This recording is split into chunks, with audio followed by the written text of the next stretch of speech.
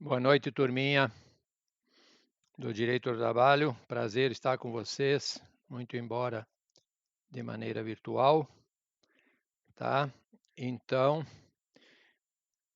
dando sequência ao nosso trabalho, vamos para a videoaula número 06, tá? Lembrando que na aula passada, aula número 5, iniciamos o capítulo 5. Espero que vocês tenham o seu polígrafo na mão para poder acompanhar, e tenho também a CLT que nós vamos fazer alguns comentários.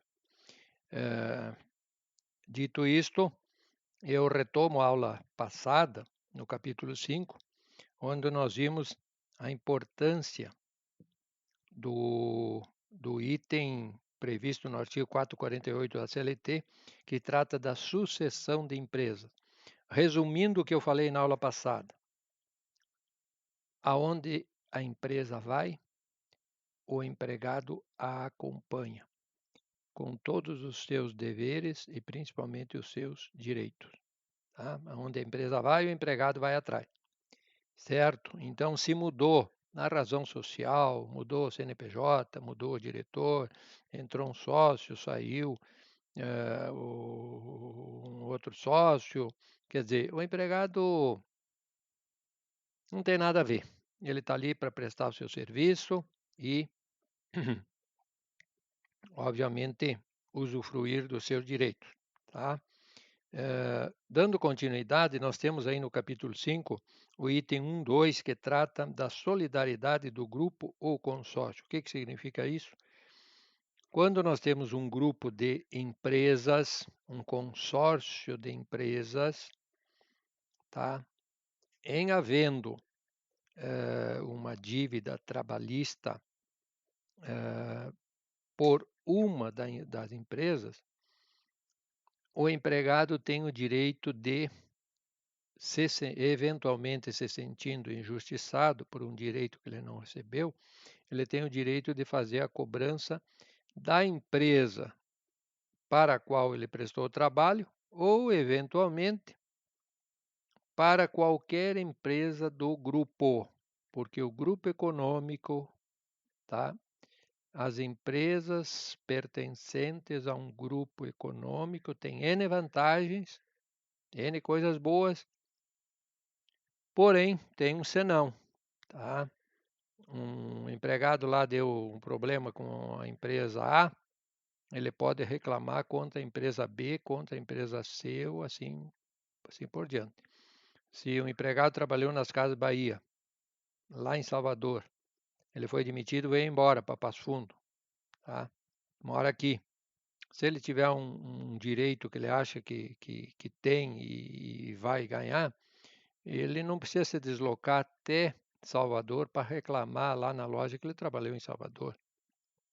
Se tiver uma loja das Casas Bahia aqui na região, Passo Fundo, Erechim, ou Carazinho, ou, enfim, aqui na nossa região, que é mais fácil, que lhe facilita, ele pode reclamar contra essa loja das Casas Bahia, que se localiza aqui na região, perto da sua residência, muito embora ele nunca tenha entrado, nunca tenha trabalhado nessa loja. Parece até uma incoerência, mas é. Por quê? Porque o legislador quis facilitar um pouco a vida do empregado, para ele não ter que pegar advogados, testemunha, avião, hotel, dinheiro vivo para pagar passagem, hotel, despesa até.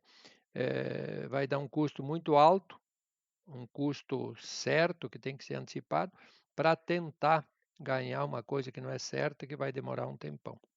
Então, por isso que o legislador deu, entre aspas, essa colher de chá para o empregado, para que ele possa exercer o seu direito de reclamar alguma verba trabalhista que não lhe foi paga naquela loja, naquela empresa do grupo que mais lhe facilita, que está na sua cidade ou na cidade ao lado, que ele tem muita facilidade para fazer essa ação trabalhista. Isso está previsto no artigo 2º, parágrafo 2º da CLT. Se vocês lerem lá, vocês vão ver todas as empresas pertencentes a um grupo, formando um consórcio, um grupo econômico, elas são solidariamente responsáveis para com os empregados de toda de todo as empresas do grupo econômico, cabendo a ele escolher a empresa que ele quer reclamar. Muito bem. Dando sequência, nós temos, ainda dentro do capítulo 5, lá no polígrafo, o item número 2, que prevê o conceito de empregado, previsto no artigo 3º da CLT, que nós lemos, comentamos e esclarecemos bem na aula passada, tá? Está ali que somente pessoa física, pessoa natural pode ser empregado, empresa, CNPJ, obviamente, não pode ser empregado. A empresa prestadora da mão de obra, hoje está na moda, uma coisa muito interessante, significa dizer que, a princípio, o trabalho terceirizado, bem administrado, pode ser uma excelente coisa, pode ser uma ideia muito boa, desde que o tomador de serviço terceirizado tenha um controle, um rígido controle sobre os empregados terceirizados que estão prestando serviço dentro da tua empresa. Se a empresa que você contratou, você paga não o empregado da empresa, você paga a empresa. A tua empresa paga a empresa contratada, tá? E ela manda os empregados prestar o serviço para ti.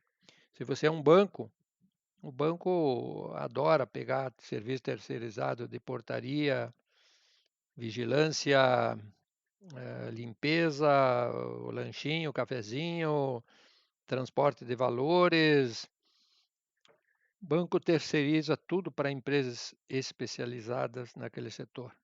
No entanto, se o banco contratar uma empresa de vigilância e pagar essa empresa rigorosamente em dia, todo dia 5, o dia 30 de cada mês, e o dia 5 ela não pagar os seus empregados, repito, se a empresa terceirizada recebeu o dinheiro e não pagou os seus empregados, a empresa tomadora de serviço, no exemplo, o banco, fica solidariamente responsável para com o salário e os encargos sociais daqueles empregados, tipo os vigilantes da portaria, que prestaram serviço para o banco e não receberam o seu salário.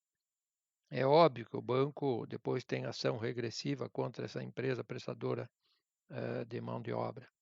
No entanto, no primeiro momento, a empresa tomadora de serviço, no caso o banco, assume implicitamente a responsabilidade para com os prestadores de serviço da empresa terceirizada. Por isso que ele tem que ter um rígido controle. Todo final do mês, receber o salário? Sim. A empresa terceirizada pagou o salário? Pagou. Me comprova. Está aqui a folha, o contra-cheque. Recolheu o FGTS? Sim. Recolheu Previdência? Sim. Chegou o fim do ano, pagou férias com terço? Sim. Pagou 13º? Sim. Está tudo, pessoal, em dia, uniformizado, trabalhando bonitinho, salário em dia, encargo social em dia, férias com terço, 13º. A probabilidade que eles venham reclamar alguma coisa é muito pequena, porque está tudo rigorosamente pago dentro do prazo. Caso contrário, se a empresa tomadora de serviço, no caso o banco, não tivesse controle, daqui a pouco ela paga a empresa e a empresa gasta o dinheiro em outras rubricas e não paga os empregados, o banco vai ficar solidariamente responsável para com os salários e encargas sociais destes empregados da empresa terceirizada. Ele vai acabar pagando duas vezes, uma vez para a empresa, outra vez para os empregados. Tá? O vínculo empregatício que nós falamos, ele sempre se caracteriza por um trabalho não eventual, ou seja, com continuidade. Trabalho eventual é aquele que eletricista, encanador, que vem de quando em vez trocar uma lâmpada ou trocar uma torneira ou um vidro que quebrou na janela. Isso são eventualidade. cara trocou uma lâmpada, volta o dia que queimar outra lâmpada, que pode ser amanhã, semana que vem, um mês que vem, semestre que vem, um ano que vem. Enquanto que o trabalho com vínculo empregatício, ele tem a característica da continuidade. Ele trabalha segunda, terça, quarta, quinta, ele trabalha de manhã e de tarde, ele trabalha todas as semanas, todos os meses, todos os anos. A continuidade, que é a diferença, que é diferente da eventualidade, tá? E a característica importante do vínculo empregatício, que eu já falei na aula passada, na aula anterior, número 4, é a subordinação. O que é a subordinação? Implica em obediência, posicionamento em uma determinada estrutura hierárquica. Subordinação significa você prestar algum tipo de satisfação, algum tipo de explicações, né, para alguém hierarquicamente superior a você, que pode ser o chefe, o gerente, o diretor, o superintendente, tá? Então essa é a característica da subordinação. Ela é importante porque o contrato de trabalho é o único contrato que tem como no seu implícito, no seu bojo, a característica da subordinação. Nenhum outro contrato tem a característica de subordinação, tá? Muito bem. Mediante salário é pagamento, onerosidade. Todo o trabalho no Brasil tem que ser pago, com exceção do trabalho voluntário, que evidentemente não dá vínculo empregatício, tá? Agora nós vamos ver alguns casos especiais, tá? Alguns casos especiais. Vamos ver a questão do chacareiro. A questão do chacareiro, antigamente dava um status, a gente ter a sua chácara, era uma coisa muito interessante, todo mundo que tinha um certo poder aquisitivo, normalmente tinha a sua chácara e dava um certo status para a pessoa. Vamos fazer uma festa, vamos lá na chácara, era uma coisa bem interessante. Hoje a chácara virou um sinônimo de pesadelo. Por que que eu digo isso? Porque é muito difícil você controlar aquele empregado que está lá na chácara, né, cuidando, administrando, controlar o horário dele, tá? Se ele começa efetivamente às 8, ou lá no interior, na chácara, será que o pessoal usa o relógio normal ou o relógio biológico? Então, o chacareiro é uma questão bem delicada, tá? Ah, se você, o teu pai, a tua família tem uma chácara, e se tiver essa chácara for única, exclusivamente para lazer, você vai lá pescar um peixe para levar para casa para comer, jogar um futebolzinho, se tiver um açude, tomar um banho, brincar, andar de cavalo, só lazer para si e para sua família. Essa chácara pode ser considerada um complemento do teu lar. E o empregado que lá lá trabalha, um empregado doméstico, porque não tem fins lucrativos. Então, até algum tempo era uma vantagem grande, porque esse chacareiro, ele não tinha a característica de empregado normal, era um empregado doméstico. E o empregado doméstico, ele não tinha fundo de garantia, ele não tinha jornada de trabalho, não tinha uma série de regalias que o trabalhador urbano tem. Hoje, o trabalho doméstico também tem hora extra, também tem fundo de garantia. Então, hoje não muda muita coisa, tá? Então, nós temos que ter uma grande preocupação com a tal do chacareiro, que é uma questão muito delicada para nós controlarmos, uma vez que você não tem como, você faz um controle à distância, o relógio ponto é uma coisa muito relativa, livro ponto, ele pode assinar o livro ponto às 8, depois vai dizer que ele amanhece no verão, 5 e pouco da madrugada da manhã é dia. Começa a clarear o dia, ele está levantando, tomando chimarrão, das 5, 5 e pouco até as 8, dá 3 horas. E se você contar essas 3 horas só de hora extra num dia, 5, 5 e meia termina o expediente, mas lá no interior, O pessoal controla quando o sol desce, que desce no verão às 8h30 da noite. Então tem mais, das 5 e pouco até as 8h30, tem mais 3 horas. Então ele vai acabar fazendo 6 horas essa por dia. Como é que você vai controlar isso? Como é que você vai? É uma questão muito delicada. Portanto, eu prefiro administrar vários empregados dentro de uma empresa bem organizada. O pessoal tem horário para chegar, para sair, tudo bonito, uniformizado, cartão ponto, tudo impecável. Prefiro 50 empregados na empresa do que 5 lá na chácara, que eu não sei a hora que eles estão começando, a hora que eles estão parando e quem é que consegue fazer esse controle. Alguém vai me dizer, professor, bota cartão ponto, bota. Se ele tiver má fé, ele pode dizer que ele batia cartão ponto às 8, mas ele começava a trabalhar 3 horas antes. E aí o que você vai dizer? Qual é a conta a prova que você tem? Você está ali cuidando da tua empresa na cidade, não está acompanhando o dia a dia dele. Então eu alerto o pessoal que é uma questão hoje que está dando muito problema, muito reclamatórias trabalhistas. A tal do chacareiro é uma situação muito delicada para você administrar, tá? Acho que você precisa de uma boa consulta com o seu contador, com o seu advogado trabalhista, para lhe dar alguma orientação que tenha alguma saída, embora seja a maneira menos errada, não é a maneira ideal, tá? Administrar o chacareiro lá na chácara. Segundo aspecto, o motorista particular, tá? É uma questão delicada, porque o motorista particular, quando ele só administra as questões caseiras, leva filho para o colégio, busca filho, vai no mercado, faz comprinha, leva o filho para a escola, leva para o balé à tarde, para a escola de inglês, vai buscar, vai no mercado, vai na costureira, vai não sei aonde, vai no açougue, vai na fruteira, tá? Quando ele só faz trabalhos afazeres domésticos, ele é empregado doméstico. Tá, mas qual é a diferença, professor? Empregado doméstico, obviamente, eu falei para vocês que até um tempo atrás era uma grande vantagem, não tinha hora extra, não tinha fundo de garantia, então era uma grande vantagem. Hoje praticamente não tem nenhuma vantagem, já que estão praticamente igualados, trabalhador doméstico e trabalhador urbano.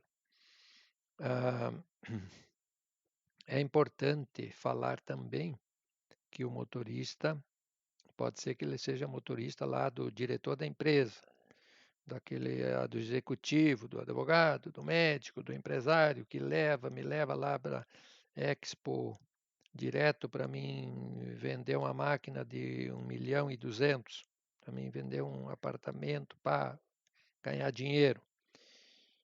Se o motorista exerce a sua função junto a algum executivo, algum tal, no sentido de buscar o fim econômico, vender, trabalhar, ganhar dinheiro, esse empregado, ele é empregado normal e não empregado doméstico, tá certo? Isso é importante mencionar. Esse item é de relevante importância, você saber caracterizar o que é o motorista empregado doméstico, hoje uma família que tem vários filhos e todo mundo precisa ir para a escola, precisa ir aqui para lá de tarde, o futebol, a piscina, o balé, o inglês, precisa ser um motorista só para levar e trazer. Então, se for só para fim da causa familiar, ele é um empregado doméstico. E se for para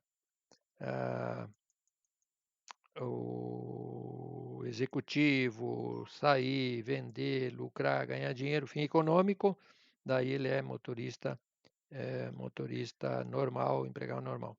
E ele se enquadra também no item 4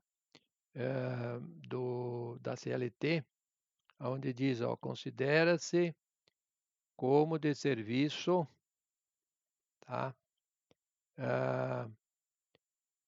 Como de serviço efetivo, o período que o empregado estiver trabalhando e estiver à disposição. Então, o que acontece? Se o empregado está lá no veículo, deitado com a poltrona reclinada, ar-condicionado, musiquinha ambiente, Está trabalhando? Não. Está literalmente sem fazer nada, está descansando. Mas ele se enquadra no artigo 4º da CLT, que diz que todo empregado que está efetivamente trabalhando ou está à disposição, esse estar à disposição significa a mesma coisa que estar trabalhando, porque ele não pode sair, não pode ir para casa, não pode ir jantar, não pode ir beber uma bebida alcoólica, não pode, tá me entendendo? Ele tem que estar literalmente à disposição. Se o diretor chegou ali às 10h05, ó, meu amigo, é o tempo que ele entra, fecha a porta e sai. Vai que nós estamos atrasados. Ele tem que estar lúcido, acordado, em plenas condições de seguir a viagem. Não pode dizer, agora eu preciso jantar, agora eu preciso beber, eu preciso. Não. Ele não, ele tem que estar inteiramente à disposição, por isso ele tem que estar ali de prontidão, de sobreaviso, para a hora que chegar o superior dele, sair rodando imediatamente. Então, repito, o artigo 4º da CLT é o artigo que prevê o seguinte: considera esse trabalho como se trabalho fosse aquele trabalho efetivamente realizado ou aquele trabalho que a pessoa não está fazendo nada, mas está à disposição. O caso lá, o meu motorista ficou uma hora me esperando, aquela hora ele não fez nada, deitou, descansou, viu música, porém ele recebeu como se trabalhando estivesse, porque ele estava à disposição, tá? Outra figura, dando sequência aí no nosso capítulo 11, desculpe, no nosso capítulo 5, fala do jardineiro. Muitos de vocês certamente moram em casa, tá? Quem mora em casa normalmente tem um pátio bonito ali, um gramado, cachorrinho, o beija-flor lá nas flores, tal. Aquelas coisas lindas que tem ali quem tem a sua residência com o seu pátio. Muito bem. Agora o que que acontece? Se você tem algumas flores ali no seu pátio para dar um visual bonito para casa, para dar um visual bonito, né, um atrativo, que flores lindas, vem o beija-flor, vem todo mundo, chama atenção na rua tal. Se for só para um visual, aquela pessoa que cultiva aquelas flores ali, pode ser o próprio empregado doméstico, tá? De manhã ele trabalha na residência, faz comida, lava roupa, limpa a casa. De tarde está meio ocioso, vai lá cuidar das flores, cortar o gramadinho, dar aguinha para a flor, varrer a calçada, tudo é empregado doméstico. Esse trabalho de jardinagem pertence ao empregado doméstico. Agora tem um detalhe. Se daqui a pouco lá nos fundos da tua casa tu tem um quintal, um terreno extraordinário, grande, bonito, e você descobriu que plantar flores dá tanto dinheiro quanto plantar soja. Aí você faz lá um monte de canteiros lindos, planta cravos, rosas, crisântemos, não sei o quê.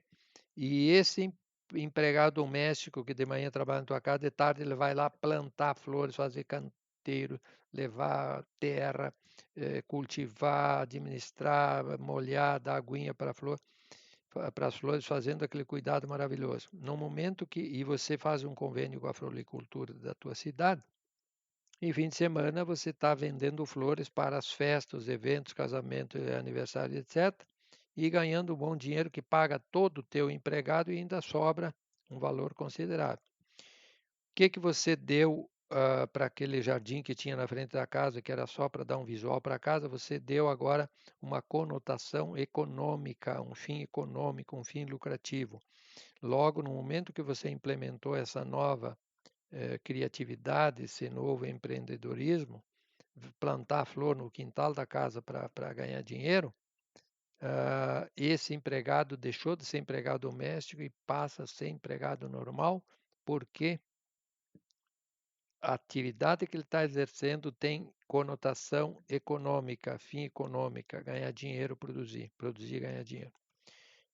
Qual é a diferença? Aquilo que eu lhes falei, até um tempo era uma grande diferença. Empregado doméstico, você não pagar fundo de garantia, não pagar hora extra e, né, é um valor bem mais em conta.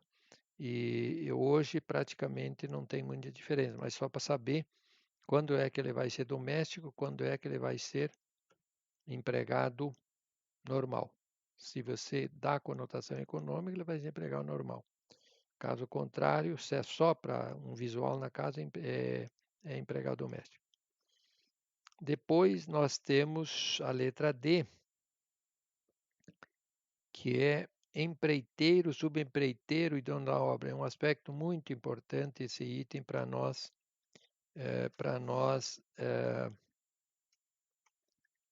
visualizarmos. O que é o assunto empreiteiro, subempreiteiro e dono da obra? Se você tem um terreno aí na tua cidade, tá? Que pode ser Passo Fundo, pode ser Tapejara, ou Casca, ou Marau, ou Carazinho, Soledade, enfim. Você tem um terreno aí, tá? E você quer construir, mas você não é da área da construção, você trabalha o dia inteiro, você vai correndo para a universidade de noite, você estuda a noite toda, você chega em casa cansado, você não tem tempo, você não entende muito das peculiaridades da área da construção. Daí, você, eu, um de nós, quer construir lá uma casa ampla de 2 pisos, embaixo uma loja, em cima uma casa, ou quer fazer um prédio, quer fazer uma loja, um galpão, um depósito, uma indústria. Então nós fazemos o quê? Acabamos contratando um empreiteiro. Então, eu sou dono da obra, contrato um empreiteiro para ele iniciar e desenvolver e concluir essa obra. É um edifício. Então, eu vou fazer um edifício de 12 pavimentos, contrato um empreiteiro, dou o projeto. Quanto? Eu quero 1.200.000 para concluir esse prédio de 12 andares. Tá bem? Fechei o negócio, assinei um contrato de direito civil entre eu e o empreiteiro, entre a minha empresa e o empreiteiro. Contrato de direito civil, tá bem? Contrato de empreitado. Muito bem.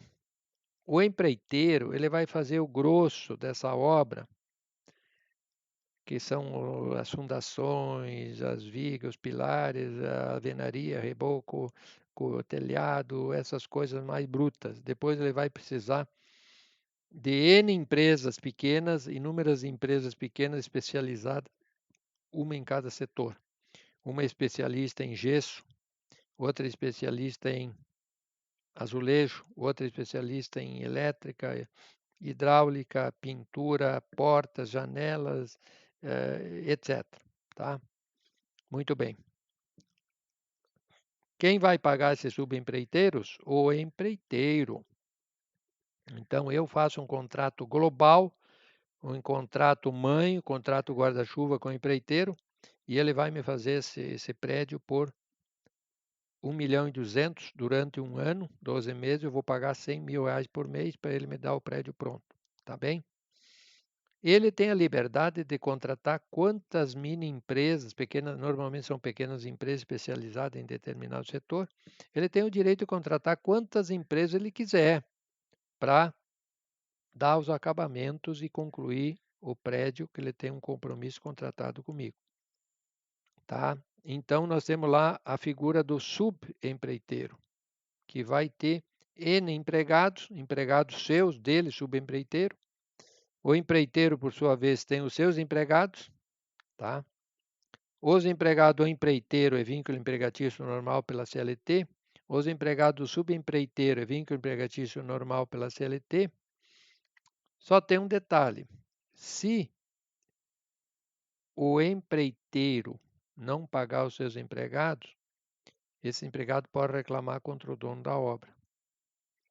Se o subempreiteiro não pagar os seus empregados, os empregados do subempreiteiro podem reclamar contra o empreiteiro principal e contra o dono da obra. Então, o que significa dizer? Os empregados subempreiteiro têm tripla garantia. É a mesma coisa que uma nota promissória com 3 fiadores. O primeiro fiador do subempreiteiro, do empregado subempreiteiro, é o próprio subempreiteiro que o contratou. Se o subempreiteiro não pagar, ele pode reclamar contra o empreiteiro geral. O empreiteiro não pagou, ele reclama contra o dono da obra.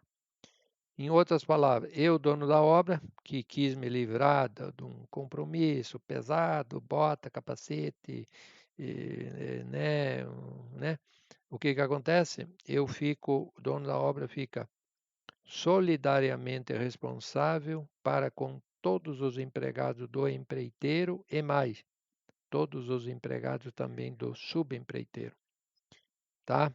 Para com os salários e encargos sociais e os eventuais acidentes. Tá? Ah, o que significa dizer isso?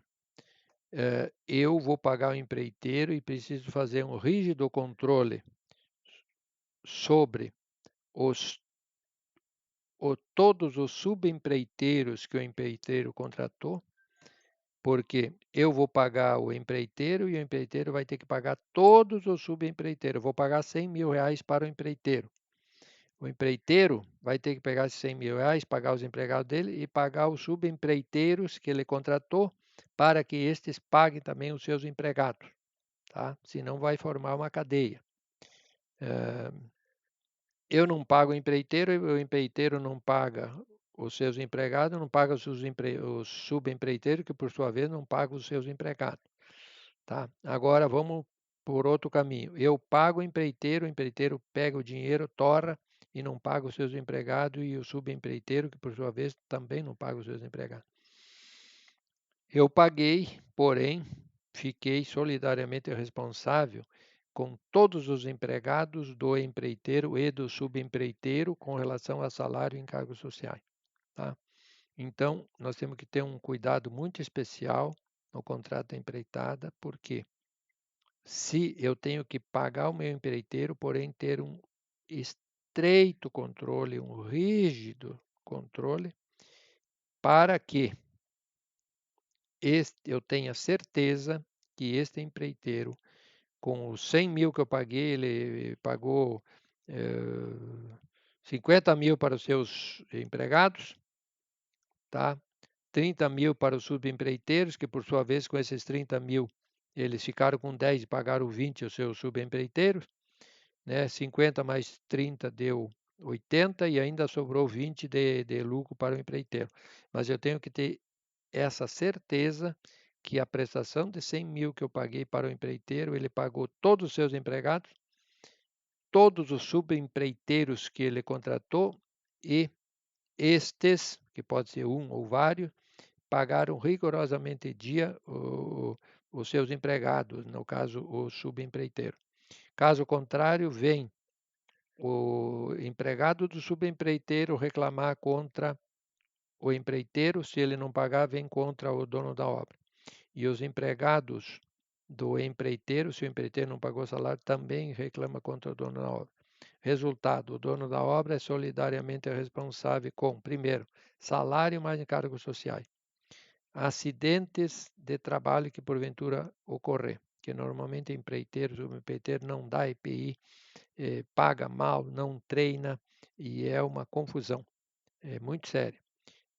Então, salário e encargos sociais, o dono da obra é solidariamente responsável para com o salário e encargos sociais de todos os empregados do empreiteiro e do subempreiteiro, é solidariamente responsável para com todos os acidentes que vierem a ocorrer no empreendimento eh, eh, com os empregados do empreiteiro e do subempreiteiro e também fica responsável pelo recolhimento de todos os impostos, tá?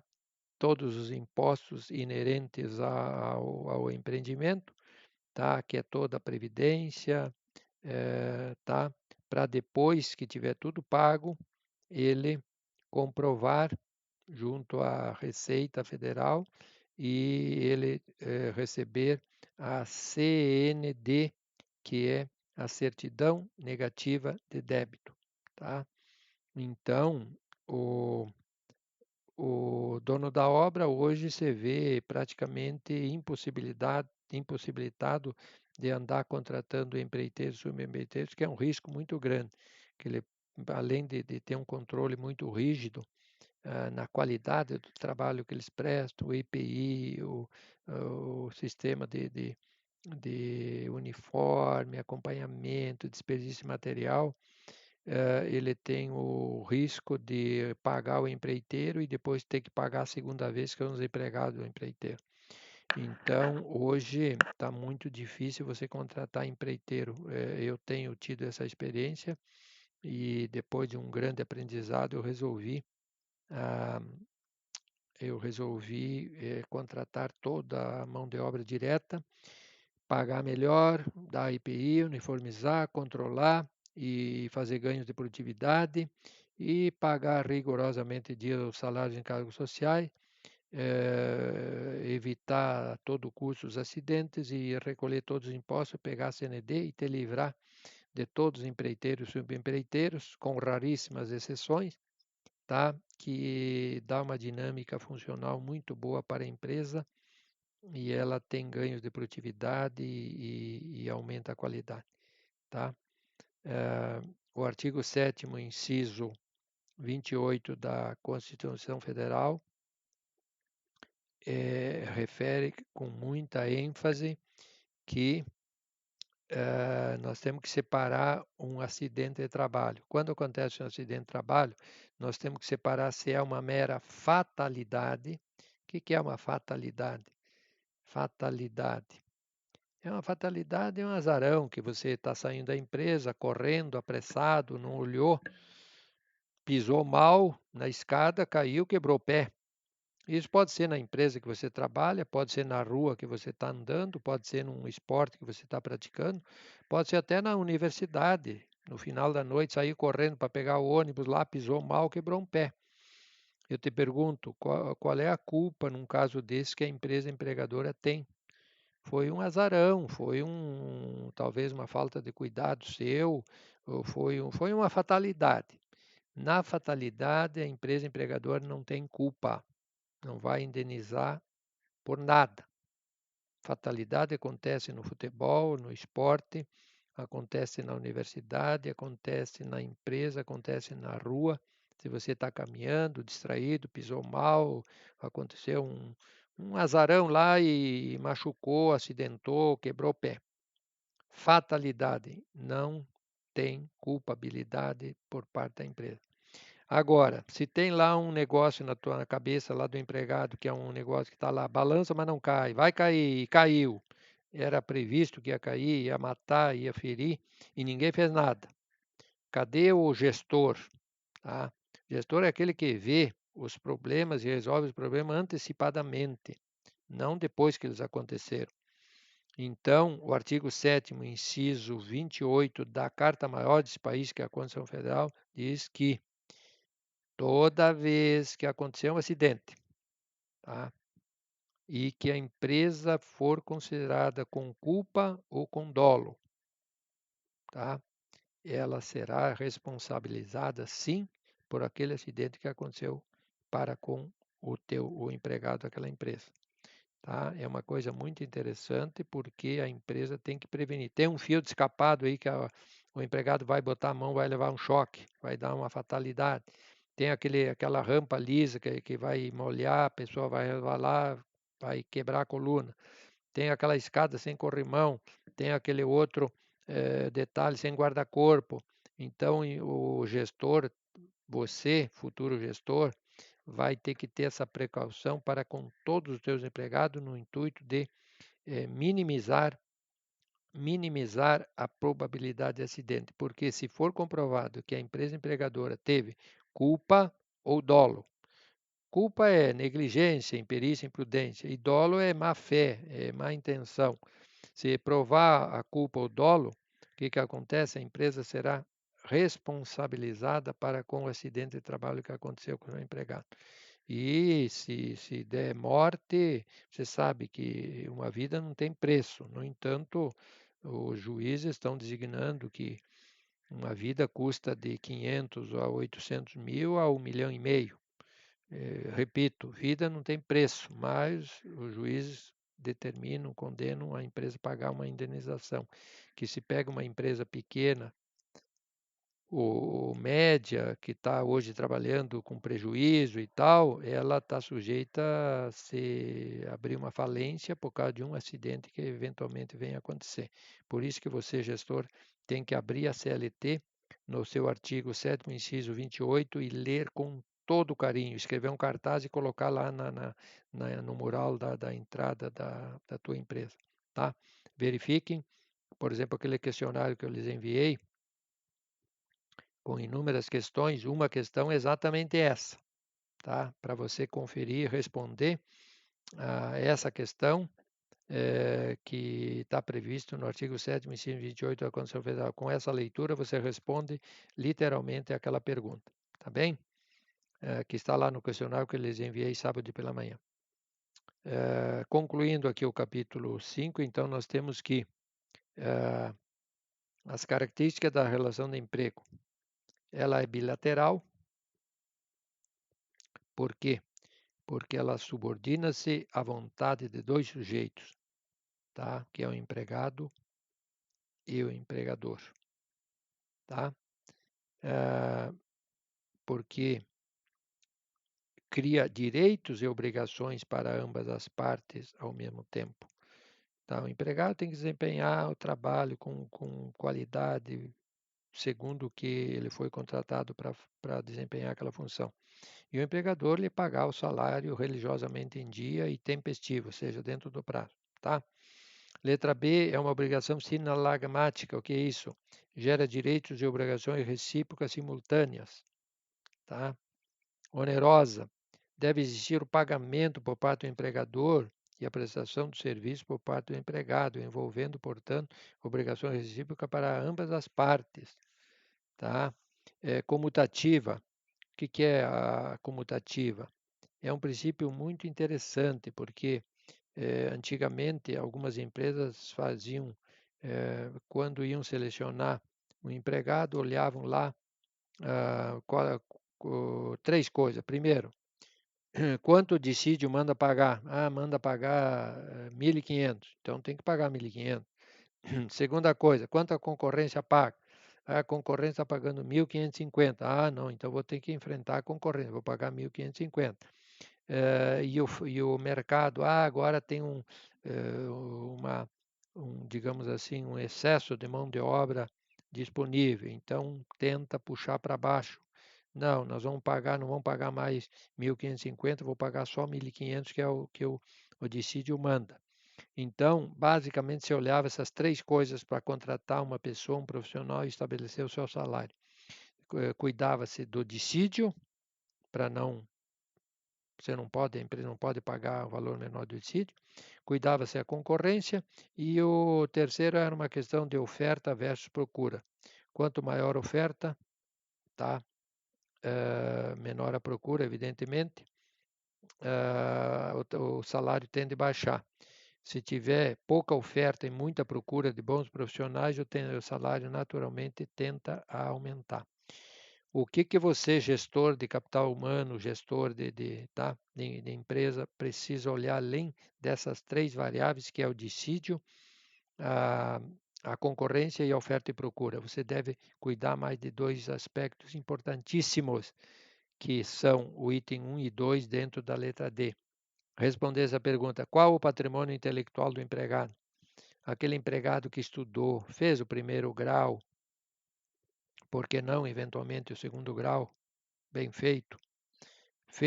O sujeito é motorista, entende tudo de a parte eletrônica do motor, ele entende tudo de GPS, ele fez curso de direção defensiva, ele fez curso de primeiros socorros, ele fez curso de noções de mecânica, noções de eletricidade, ele nunca se envolveu com acidente, ele tem um cuidado especial com o veículo que a gente entrega na mão dele. Esse sujeito que tem esse grau, essa performance intelectual, ele deve ser valorizado, tá? Porque você que faz faculdade sabe quanto foi importante você fazer um bom primeiro grau, um bom segundo grau e agora um bom curso de nível superior. Só nós que passamos por isso sabemos o que é estudar e o quanto vale a abertura do horizonte de um ser humano e, e por isso nós sabemos o quanto de bem faz para o profissional o conhecimento. Então, você, que é um gestor atualizado, tá? Vai contemplar no recrutamento e seleção de um novo profissional, você vai contemplar uma quarta variável e avaliar, obviamente, e considerar que é o patrimônio intelectual desse empregado. Qual é o preparo que ele tem para exercer essa profissão, qual é o grau cultural, qual é os cursos que ele fez, etc. E outro aspecto tão importante quanto é o item, o segundo, que diz assim: qual é o retorno que o empregado dá para a empresa? Eu não me importo, em vez de pagar 1.000, pagar 2.000. Agora, se a gente paga R$ 1.000 e ele fica meio inerte, inodoro, insípido, incolor e amorfo, não se esforça, não tem motivação, não faz nada. Daqui a pouco eu dobro o salário, pago 2.000, mas ele me dá um retorno, em vez de ele é gerente lá do mercado, de uma empresa, em vez de me dar 1.000 de retorno, eu paguei 1.000 de salário, ele se motivou tanto, ele progrediu, ele cresceu, ele tal, que ele me está me dando 5.000 de retorno. Então, que bom isso. Deu um ganha-ganha. Ele dobrou seu salário, bom para ele. E se esforçou e me dá um retorno grande de 5.000. Então ficou aquela relação bonita que nós falamos que é ganha-ganha. Ganha o empregado, ganha o empregador. Né? Os dois motivados, os dois se ajudando. Por exemplo, um motorista que tem um veículo que vale R$ 1.000.000, se ele está levando uma viagem de carga para São Paulo, se ele é um cara bem esclarecido, conhece tudo, GPS, ele tem um sistema, ele sabe lá a central de carga lá em São Paulo, ele está saindo daqui, ele já está fazendo contato. Está querendo saber se tem uma carga para retornar, chega lá, descarrega, carrega logo, volta, já tem outro frete. E se ele não tem essa motivação, e se ele chega lá, vai dizer que ficou 2 dias parado, ficou dormindo no caminhão, perde ele, perde a empregadora, que podia ter um faturamento extraordinariamente grande. Então, a quinta questão que você, gestor moderno, tem que considerar no recrutamento e seleção de um novo empregado é responder essa pergunta: qual é a expectativa, qual é o retorno que esse empregado tem de potencial para dar para a empresa? Isso é muito importante. Um cara com certa ambição, que quer crescer, que quer se esforçar. Portanto, sistema antigo, olhava-se o dissídio, a concorrência, a oferta e procura. Sistema atualizado, moderno. Além dessas três, você deve olhar e valorizar qual é o patrimônio intelectual do empregado e qual é a perspectiva de retorno que ele pode me dar para a empresa. Isso é muito importante para você contratar e escolher essa pessoa, recrutar, selecionar e contratar essa pessoa e considerar essas variáveis que certamente, que com certeza serão extremamente importantes. E, concluindo, a última obrigação personalíssima. O que é a obrigação personalíssima? Significa dizer que obrigação personalíssima a obrigação própria de quem foi recrutado, selecionado e contratado para exercer aquela função. O professor, por exemplo, tem uma obrigação personalíssima.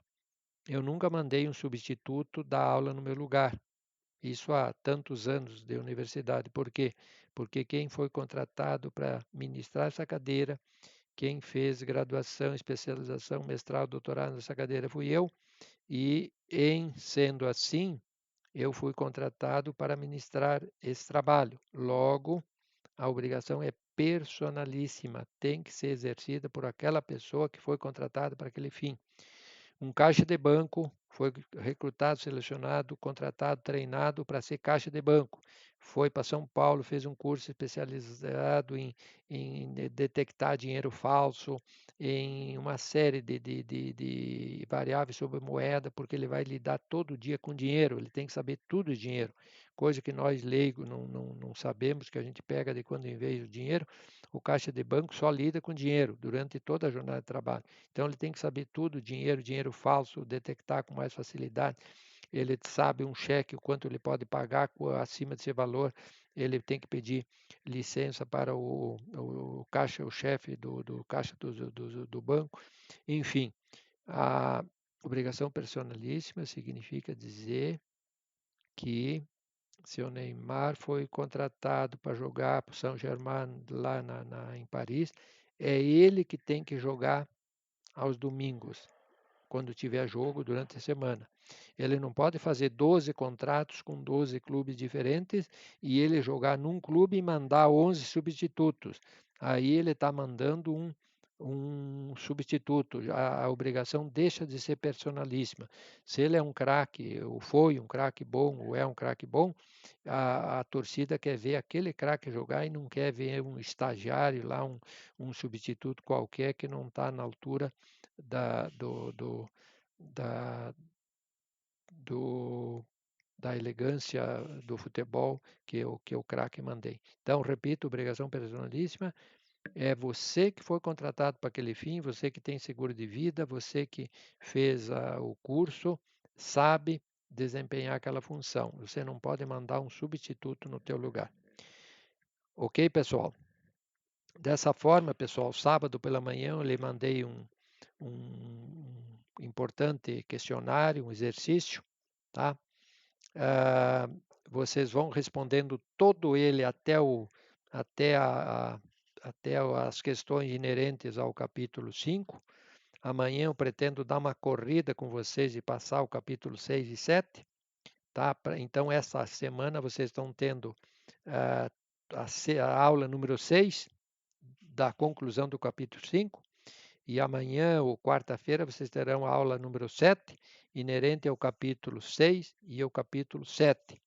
E na semana que vem eu vou ministrar a prova para vocês, tendo por base esses capítulos 1, 2, 3, 4, 5, 6 e 7 e as 7 videoaulas que eu lhes ministrei.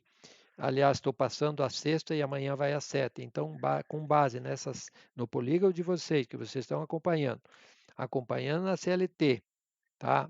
Com base nas 7 videoaulas, 6 que eu estou lhe passando, mais uma que vai, e mais as questões inerentes ao questionário. Vocês vão respondendo, estudando bem, que na semana que vem nós faremos a nossa prova, e daí eu vou explicar para vocês como é que vamos fazer o detalhe. Tá bem, pessoal? Estou com saudade de vocês. Um abraço grande, virtual, e espero que logo, logo viremos nos encontrar. Fique com Deus. Boa noite.